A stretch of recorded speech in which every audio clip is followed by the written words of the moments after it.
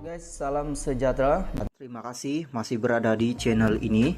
Dan bagi mereka yang belum subscribe channel ini, sila subscribe, like, komen, dan share supaya Anda tidak akan ketinggalan info-info yang saya sampaikan di channel ini. Berita hari ini saya mau kongsikan kepada Anda berita panas, berita mengejutkan hari ini daripada berita harian. Dr. Mahathir letak jawatan pengurusi pejuang. Kuala Lumpur, bekas Perdana Menteri Tun Dr. Mahathir Mohamad meletak jawatan sebagai pengurusi Parti Pejuang Tanah Air Pejuang. Perkara itu disahkan oleh sumber parti itu.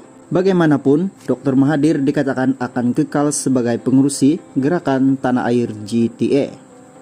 Setakat ini, tiada pengumuman secara rasmi dilakukan oleh parti itu lagi. Difahamkan, Perhimpunan Agung Tahunan AGM Pejuang kedua akan diadakan pada 14 Januari depan.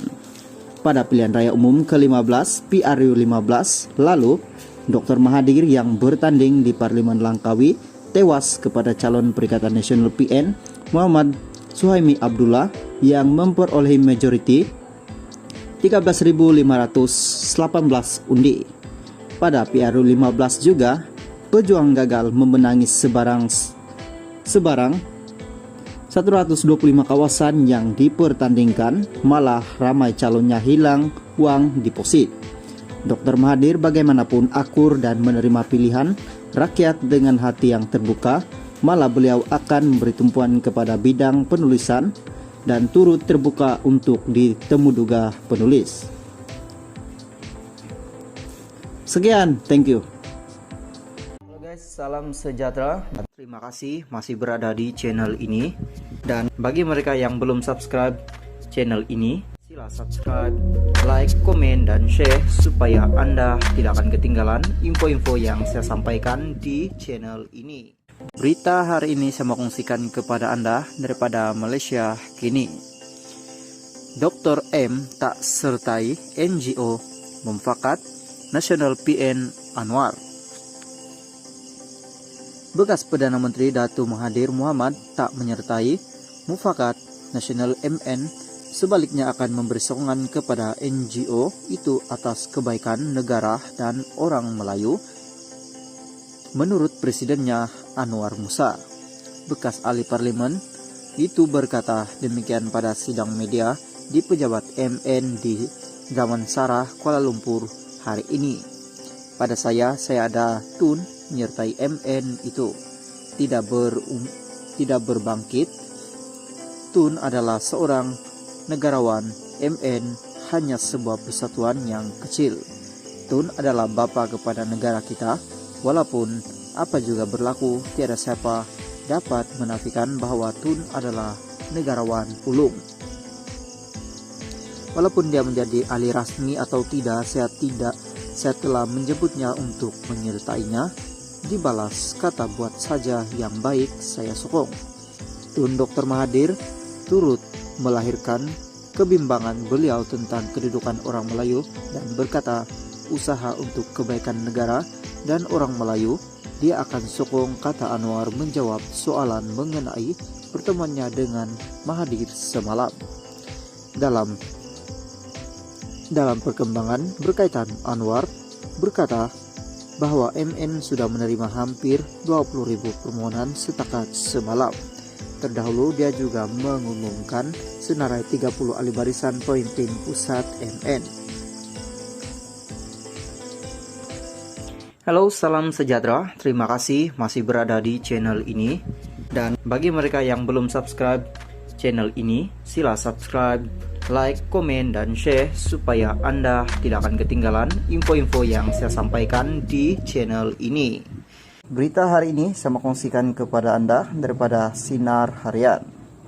Sanusi sedia bertemu Anwar di Mahkamah. Menteri Besar Kedah Datuk Seri Muhammad Sanusi MD Nor sedia bertemu dengan Perdana Menteri Datuk Seri Anwar Ibrahim di Mahkamah berikutan kes saman fitnah terhadapnya. Memetik status yang dimuat naik di laman Facebook pribadinya pada Selasa malam, beliau memberi bayangan berkenaan dengan berkata jumpa di Mahkamah kita kisahkan tentang sejarah. Anwar yang juga ahli Parlemen Tambun berkata, Muhammad Sanusi telah membuat ucapan berburu fitnah semasa kampanye jelajah Perikatan Nasional PN BES Tambun 13 November lalu sebagai menyokong timbalan Presiden Bersatu Datuk Seri Ahmad Faizal Azumu yang juga calon PN bagi kursi Tambun. Beliau berkata, kenyataan Muhammad Sanusi yang juga pengurusi PN Kedah itu disiarkan secara langsung menerusi Facebook bawa nama Faizal Azumu. Menurut Anwar, dakwaan yang dilemparkan ahli Dewan Undangan Negeri DUN, Jenari itu telah merusakkan reputasinya sebagai Presiden PKR, pengurusi PH, ahli Parlemen Tambun dan kini sebagai Perdana Menteri ke-10 serta Menteri Keuangan.